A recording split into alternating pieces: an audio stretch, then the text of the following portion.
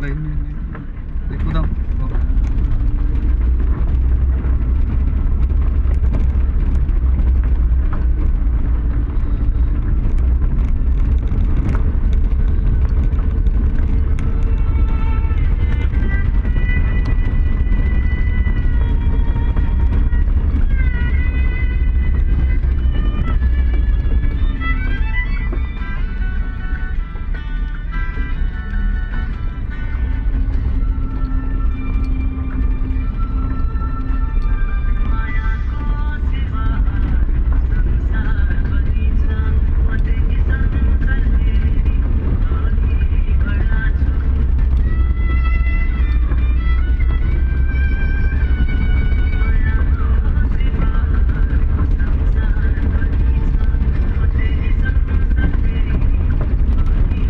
जस्तै काट्नु पर्यो भने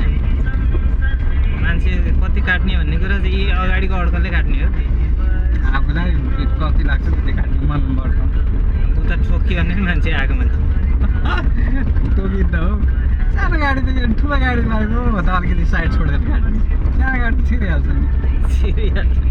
होइन त्यतापट्टि मान्छे छ अरू केही छ तर्काउनु पर्यो साँगुरो ठाउँ छ भने आफूले विचार गरेर काट्ने भने पछि बानी परिहाल्छ नि यही साइड लाइट हेर्नु पर्यो नि त्यो हेरेर काटिन्छ होइन त्यत्तिकै आफूलाई अड्कल हुन्छ कि पछि भिनाउँछ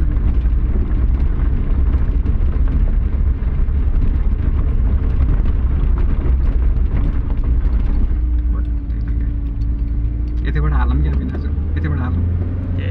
यता नि खाने छ ड्राइभर बढी रेस भयो क्लोज लिनु त क्लोज लिनु एस्केलेटर छोड्नु ल त्यो त झ्याप्पै नछोड्नु न हे फेरि प्याट्टै आउँछ क्लोज प्लेट बिस्तारै बिस्तारै बिस्तारै गर्नु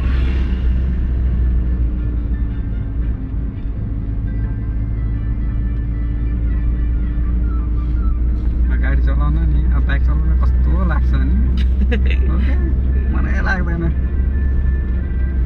कस्तो बेग्लै हुन्छ कि